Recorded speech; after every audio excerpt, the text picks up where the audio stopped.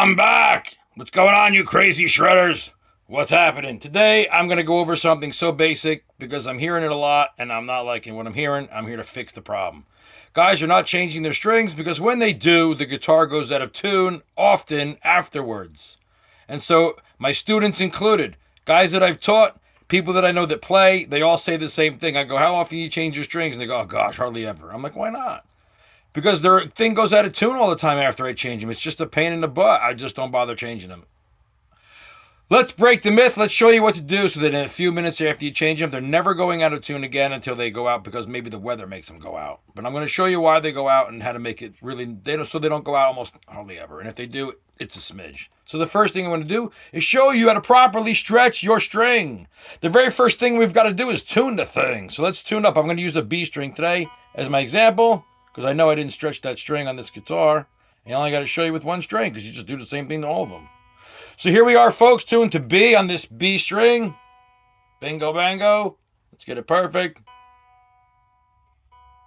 There we go. Now we got a B note. The first thing I'm going to do is put my finger in front of the B string on the first fret, right in front of that nut right there. Then I'm going to take the string, I'm going to pick it up. As you see, I'm going to bend it like this with my finger pressed down. You do not want to let this fly off the nut. You'll snap the string. It's not good for your nut either. It'll wear into it a little bit. So there you go. So you don't want to be, that's just all you do. Then I slide back to the middle of the guitar. I do the same thing, a little more because, a little more because it's flexible. It's more flexier, if you want, whatever you want to say.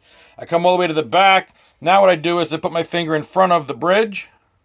And it's very important on this guitar to make sure you definitely put your finger in front of the bridge on a Gibson style bridge because this is a very sharp saddle and this saddle will cut your string. If you yank on it real hard, it could definitely cut. Not saying it will, but there's a 50-50 chance it would. And do you want to take the chance when it's that, when it can break that, it can break that easily. Gibsons are known for snapping strings, and when they snap a string on a Gibson, it's always in the same spot. It's always back here because this thing becomes like a blade. And over time, you need to file these back down so that you lose the sharpness, and that's why these guitars break strings all the time. If you put a roller saddle in here, then that doesn't happen anymore. And so you can get one of those if you wanted to. But when you're doing this, it's very important to put your finger right here, as I'm going to do. Then I grab the string, and I yank on it a little bit, as you see. I mean, enough to where it's not going to break, but I'm pulling on it because I want to bend the thing. So I'm kind of imitating what I would do with my hands when you're bending it. You're yanking on it up and down. And then you're going to check it again, okay? Now I'm going to show you where it's at right now. Let's just see before I even play it. Let's see where we're at. I bent that string. Let's see where this thing winds up now. It went a whole half step down all by itself just from bending it. All right, so we're going to bring it back up.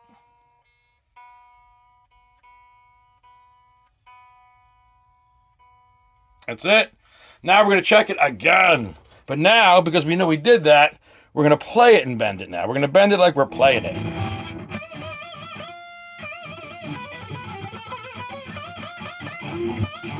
Now remember, you're just extreme bending because you want to make sure it's going to stay in tune. So you're going to like over bend. So this way when you go to play your regular bends, they don't go anywhere. So you're going to really bend it. Go to the middle of the guitar. Same thing. Then if you want to go down here, pull on that bad boy.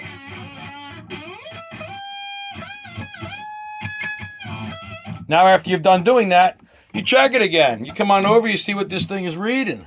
You really want to check it out and see how much your string stretched after you've already played it. See, so it's stretched, but not as much. Now I'm sure,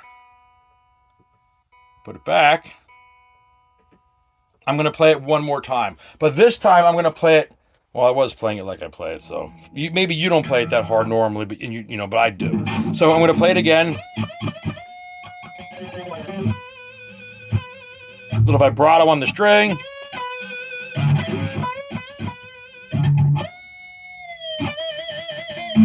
Now I'm going to check it again. Let's see how close it is. This is taking all but 3 or 4 minutes, folks. It stayed in tune. I mean, maybe a hair.